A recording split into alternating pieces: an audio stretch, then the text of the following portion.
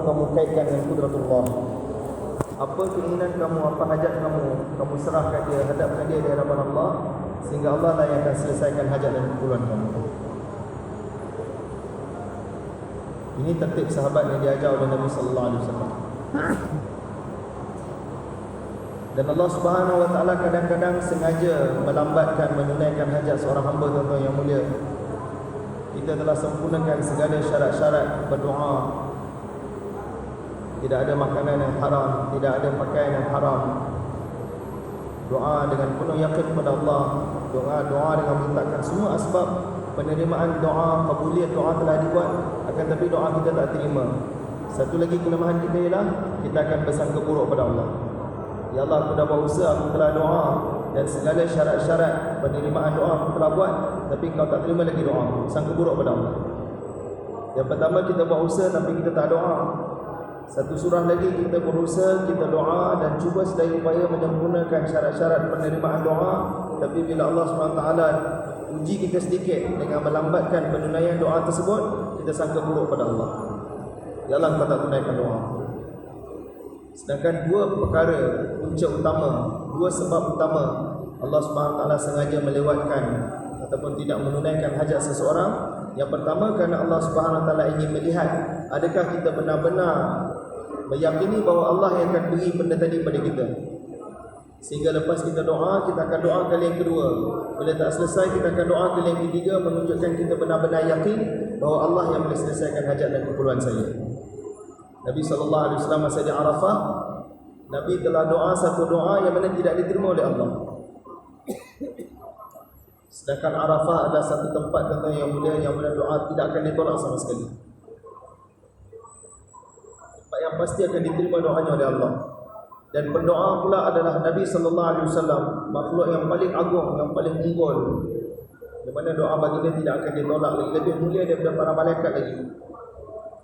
Akan tetapi Allah tidak menerima doa baginda SAW di padang Arafah semata-mata untuk melihat baginda doa lagi atau tidak. Dan Nabi terus berdoa tanpa henti, seperti mana kita dengar 7 jam Nabi doa. Daripada tergelincir matahari sampai terbenam matahari 6-7 jam. Berterusan Nabi doa. Allah nak lihat kamu Muhammad doa lagi atau tidak. Allah nak lihat adakah kita benar-benar yakin bahawa Allah yang selesaikan keinginan kita, yang akan terima doa kita, atau kita akan cari asbab selain daripada Allah. Alhamdulillah. Atau kita rasa ada selain daripada Allah yang boleh tunaikan hajat saya. Allah dah tak tunai hajat saya cari asbab yang lain.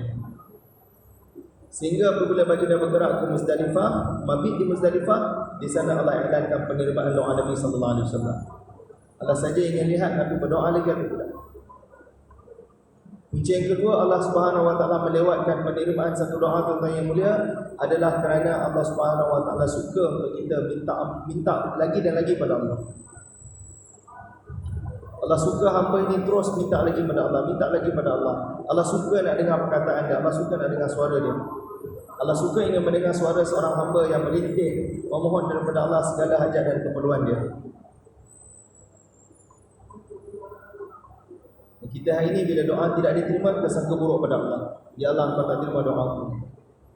Sedangkan Nabi SAW bersabda, satu orang bila dia berdoa, sama ada Allah tunaikan doa dia pada ketika itu juga, atau Allah SWT terima doa dia tapi Allah lewatkan penunaian doa tersebut, ataupun Allah SWT menerima doa tadi akan tetapi Allah gantikan dia dengan penolakan sesuatu malapetaka yang akan menimpa dia. Kerana doa tersebut Allah tidak terima, tapi kerana doa tadi Allah akan jauhkan malapetaka musibah tadi daripadanya. Ataupun yang terakhir sekali, Allah tidak tunaikan sama sekali doa tersebut, akan tetapi Allah akan gantikan dia dengan ganjaran dan kebaikan di kehidupan akhirat, sehingga hamba tadi akan teringin dalam hati dia bahawa alangkah baiknya kalau di dunia semua doa saya tidak diterima, ditolak oleh Allah, biar semuanya diganti dengan kebaikan dalam syurga.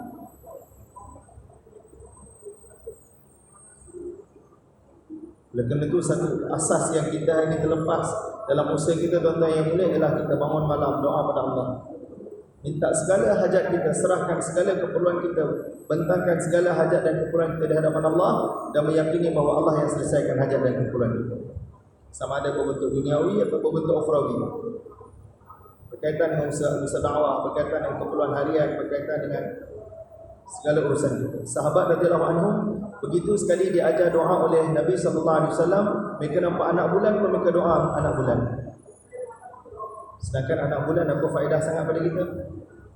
Sahabat benar-benar faham. Masuk saja bulan baru, sahabat doa, ya Allah, Kau jadikanlah bulan baru ini keamanan untuk kami dan kebaikan salamah untuk kami. Jadikan dia untuk keimanan untuk kami. Kedatangan bulan baru pun sahabat minta pada Allah kebaikan. Hadrat Ummu Darda radhiyallahu taala anha berkata bahawa Fudalah ibn Ubaid radhiyallahu taala anhu sering berdoa, Allahumma inni as'aluka ar-ridha bil qada'i wal qadar. Ya Allah, aku memohon daripadamu akan keredaan terhadap semua qada dan qadarmu. Sifat orang beriman. Apa yang berlaku kepada dia, dia tahu ini perintah Allah. Dan ini semua telah diputuskan oleh Allah. Kalau perkara tersebut berbentuk perkara yang tak bertepatan dengan keinginan hati dia, dia akan sabar. Idza asabathu dharra'u sabara, fakana khairan lahu. Sifat orang beriman apabila ditimpa musibah, dia yakin bahawa ini daripada Allah, dia bersabar, dapat ganjaran untuk dia. Wa idza asabathu sarra'u syakara, fakana khairan lahu. Dan apabila dia ditimpa sesuatu kebaikan, dia bersyukur pada Allah, dia akan dapat ganjaran untuk dia. Dia tahu ini daripada Allah. Bukan fulan-fulan bagi saya, bukan orang bagi saya, tidak, Allah yang bagi. Sifat orang beriman.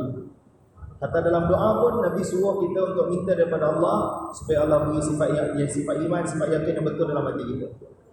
Ya Allah, Kau berilah kepadaku keredaan, aku memohon daripadamu keredaan terhadap qada dan qadarmu. Wa bardal 'aishi ba'dal maut, dan juga kehidupan yang sejuk, kehidupan yang seronok, yang gembira selepas mati dalam syurga-Mu.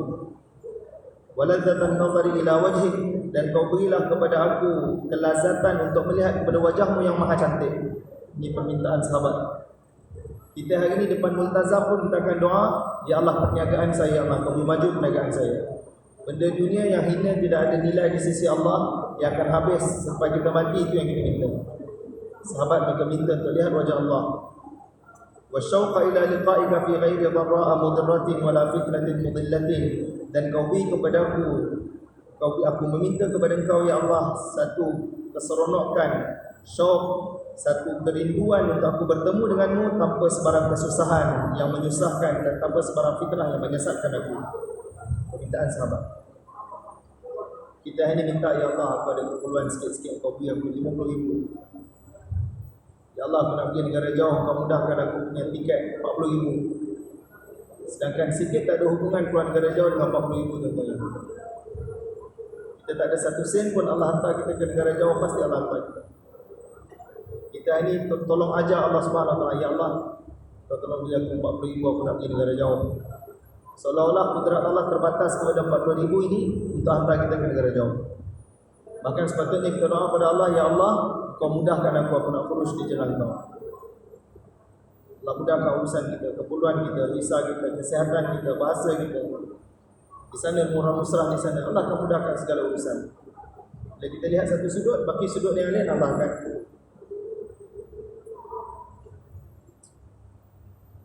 Dan beliau mendakwa lagi bahawa inilah, kata Fudalah bin Ubaid, bahawa inilah doa yang sering kali didoa oleh baginda Rasulullah sallallahu alaihi wasallam.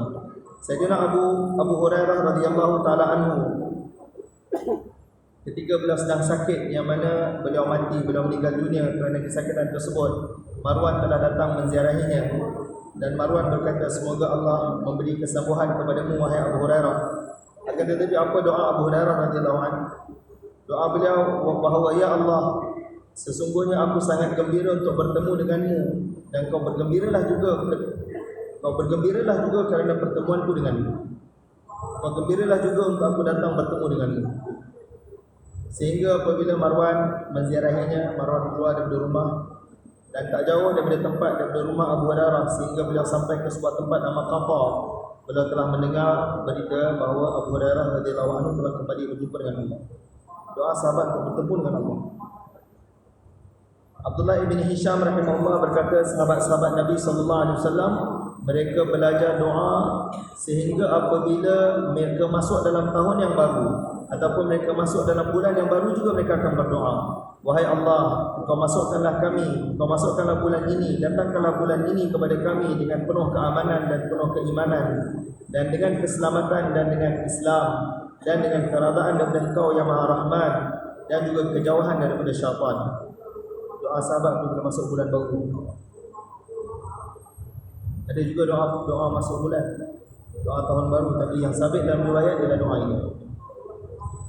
Hadrat Abu Umamah bin Sahal meriwayatkan daripada Abu Hurairah radhiyallahu anhu bahawa satu ketika aku bertanya kepada Abu Hurairah, wahai Abu Hurairah, kenapa aku lihat orang ramai apabila mereka masuk ke sesuatu kampung ataupun mereka dalam satu perjalanan melihat sesuatu kampung, maka pasti mereka akan berdoa, Allahumma ja'al lana fiha rizqan, ya Allah Kau jadikanlah, Kau tentukanlah untuk kami di dalam kampung ini rezeki.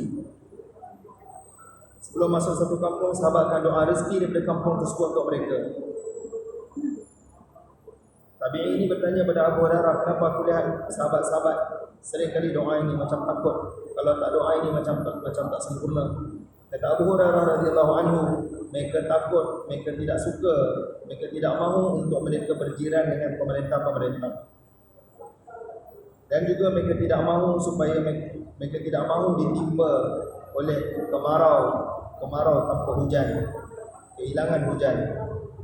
Sayyidina Anas radhiyallahu taala anhu, pelajarnya Sabit menceritakan bahawa apabila dia berdoa untuk kawannya, Anas radhiyallahu anhu, apabila dia berdoa untuk saudaranya, dia akan berkata, semoga Allah menjadikan kerahmatan ke atas dia, kerahmatan yang Allah kurniakan kepada manusia-manusia yang baik, yang mana mereka bukan melakukan kezaliman, dan mereka bukanlah orang-orang fasik, dan mereka adalah orang yang bangun malam, dan mereka adalah orang-orang yang senantiasa berpuasa pada siang hari. Doa kebaikan sahabat kepada sahabat yang lain, supaya sahabat dia menjadi orang yang baik, dapat rahmat yang Allah turunkan, yang Allah kurniakan kepada orang yang baik. Kawan saya juga dapat rahmat yang sama. Abdullah ibn Zubair radhiyallahu anhu berkata bahawa apabila Abdullah ibn Zubair radhiyallahu taala anhu diriwayatkan berkaitan beliau, apabila beliau mendengar sambaran petir, maka beliau akan berdoa, subhanalladzi yusabbihu ar-ra'du bihamdihi wal malaikatu min khifatihi, maha suci zat yang mana petir juga bertasbih memujinya, para malaikat juga bertasbih memujinya semata-mata kerana takut kepada zatnya. Kemudian dia akan berkata bahawa sesungguhnya petir ini adalah satu ancaman yang syadid, yang keras kepada ahli bumi. Sahabat radhiyallahu anhu, dalam apa keadaan datang pada mereka, mereka usaha untuk rujuk kepada Allah Subhanahu wa taala. Semoga Allah Subhanahu wa taala beri taufik kepada kita sama-sama mengiktibar amal dan sampaikan. Allahumma salli wa sallim wa barik alaihi. Rabbana zalamna anfusana wa illam taghfir lana wa tarhamna lanakunanna minal khasirin. Rabbana atina fid dunya hasanah wa fil akhirati hasanah wa qina adzabannar. Sallallahu ala sayyidina Muhammadin wa ala alihi wa sahbihi ajma'in. Alhamdulillah rabbil alamin. Kita jangan bangun lagi kita boleh sehingga selesai kita dengar iklan insya-Allah.